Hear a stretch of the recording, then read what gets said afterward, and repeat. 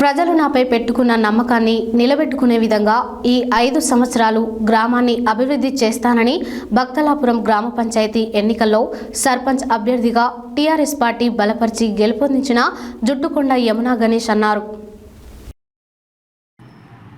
సూర్యాపేట ప్రజలు నాపై పెట్టుకున్న నమ్మకాన్ని నిలబెట్టుకునే విధంగా ఈ 5 సంవత్సరాలు గ్రామాన్ని అభివృద్ధి చేస్తానని భక్తలాపురం గ్రామ పంచాయతీ ఎన్నికల్లో సర్పంచ్ అభ్యర్థిగా టీఆర్ఎస్ పార్టీ బలపరిచి గెలుపొందిన జుట్టుకొండ యమునా గణేష్ అన్నారు. సోమవారం గ్రామంలో ఏర్పడిన విలేకరుల సమావేశంలో వారు మాట్లాడారు. సూర్యాపేట నుండి భక్తాలపురం గ్రామానికి సుమారు 20 కిలోమీటర్ల దూరం ఉందని, ఏ చిన్న ప్రమాదం జరిగినా ఇబ్బందులు పడుతున్నారని, నా సొంత నిధులతో గ్రామంలో అంబులెన్స్ వాహనాన్ని ఏర్పాటు చేసి ప్రమాదం జరిగిన వెంటనే చికిత్స అందేలా చూస్తానని తెలిపారు. ఆర్థిక ఇబ్బందులతో పై చదువులు చదవలేని నిరుద్యోగ యువకులకు, విద్యార్థులకు తన వంతు ఆర్థిక సహాయాన్ని అందిస్తానని అన్నారు. గ్రామంలో ఉన్న సీసీ రోడ్లు, మురుగు కాలువలను, పారిశుద్ధ్య పనులను ఏ సమస్య రాకుండా చూసుకుంటానని తెలిపారు. మాజీ మంత్రి, సూర్యాపేట ఎమ్మెల్యే జగదీశ్వర్ రెడ్డి, పెన్ఫార్డ్ మాజీ ఎంపీపీ నెమ్మాది భిక్షం సహకారంతో గ్రామాన్ని అన్ని రంగాల్లో అభివృద్ధి చేస్తానని హామీ ఇచ్చారు. మెజారిటీ తక్కువగా వచ్చినప్పటికీ ప్రజలకు మాత్రం మెరుగైన సేవలు అందిస్తారని తెలిపారు.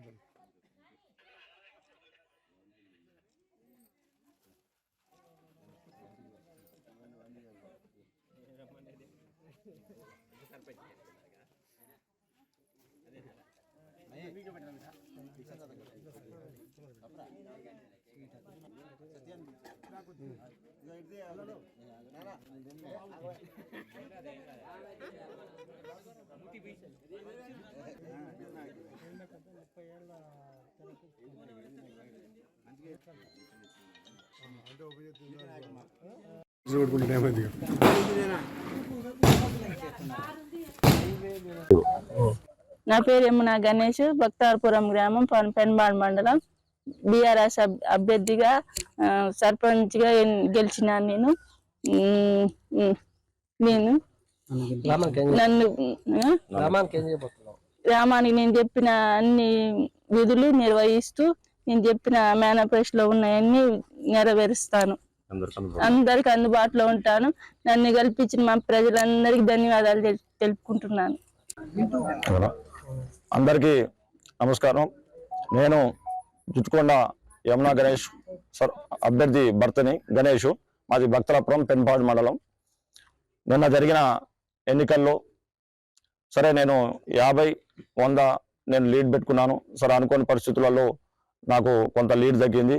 అయినా నేను గెలిచినందుకు భక్తలాపురం గ్రామ ప్రజల పట్ల వాళ్ళు ఏదైతే నా పట్ల విశ్వాసం వ్యక్తం చేశారో అదే మనస్ఫూర్తిగా వాళ్ళకు విశ్వాసం వ్యక్తం చేస్తూ వారు ఏదైతే నా పట్ల ఆశించారో ఆ ఆశని వమ్ము చేయకుండా ఈ 5 సంవత్సరాలు కూడా ప్రతి నిమిషం 360 రోజులు 5 సంవత్సరాలు వారి కోసం పనిచేస్తానని మనస్ఫూర్తిగా తెలియజేసుకుంటూ, అలాగే మీకు నేను ఏదైతే చెప్పినో మళ్ళీ చెప్పబోతున్నా, ఈ గ్రామంలో ఏదైతే మౌలిక ఇబ్బందులు ఉన్నాయో వాటి మీద నేను ఫోకస్ చేయడం జరిగింది.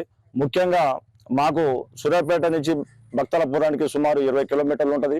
ఈ 20 కిలోమీటర్లో కొద్దిగా మా ఊరు ఒక కడకు ఉండేసరికి, ఒక పక్కకు ఉండేసరికి ఏదైనా యాక్సిడెంటల్గా ఏదైనా జరిగినప్పుడు 5-10 నిమిషాల్లో మేము హాస్పిటల్కి చేరుకోలేని పరిస్థితి ఉంది. కావున ఎవరికి కూడా ఏ ప్రాణహాని ఉండొద్దనే భావంతో నేను సుమారు 3 నుంచి 4 లక్షల రూపాయలు నా సొంత ఖర్చులతోటి ఒక అంబులెన్స్ ని నేను నా మేనిఫెస్టోలో ప్రకటించుకోవడం జరిగింది.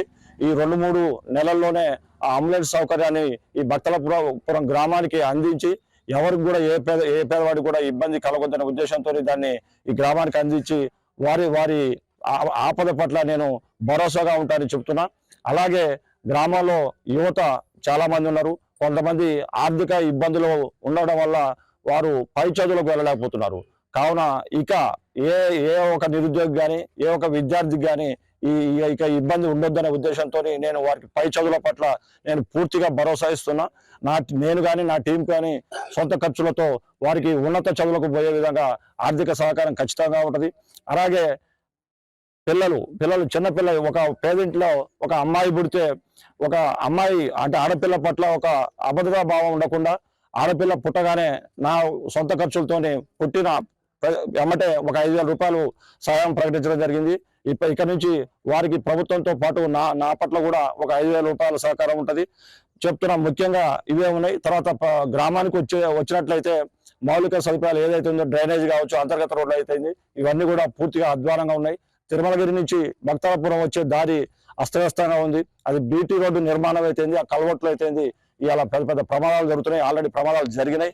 ఇది మా ఎమ్మెల్యే గారికి ఈ సమస్యను మొత్తం తీసుకుపోయి ఈ ప్రతి సమస్యను కూడా సత్వరమే పరిష్కారం చేసే విధంగా చర్యలు తీసుకుంటానని, ఈ 5 సంవత్సరాలు కూడా ప్రతి నిమిషం కూడా ఈ భక్తలాపురం ప్రజల కోసం పనిచేస్తానని విన్నవించుకుంటూ నా ఎన్నిక పట్ల ఎవరైతే నా గెలుపు పట్ల ఎవరైతే నన్ను గెలుపులో విజయం కోసం ఎవరు ఆహర్నిశలు పనిచేసారో వారందరూ కూడా హృదయపూర్వకంగా నమస్కారాలు.